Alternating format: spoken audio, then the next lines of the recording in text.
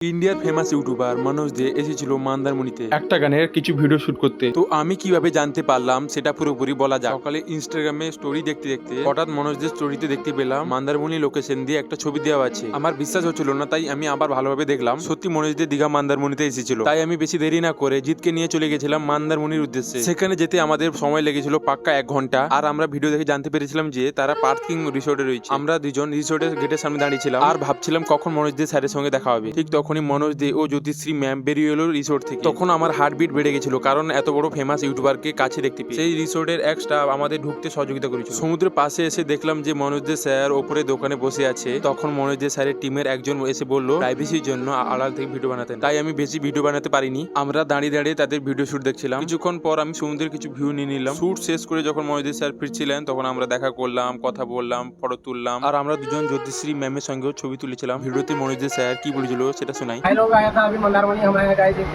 Visit पे मिले हैं। आप लोग इससे पता चले आए, चलिए मिलकर अच्छा लगा। রিসোর্ট থেকে বেরিয়ে আসার সময় যেহেতু আমার অনেক আনন্দ হয়েছিল এত বড় ফেমাস ইউটিউবারের সঙ্গে দেখা করে। এই ভিডিও ম্যানেজ দে স্যার ও জ্যোতিষী ম্যাম দেখা है तो कमेंट करना।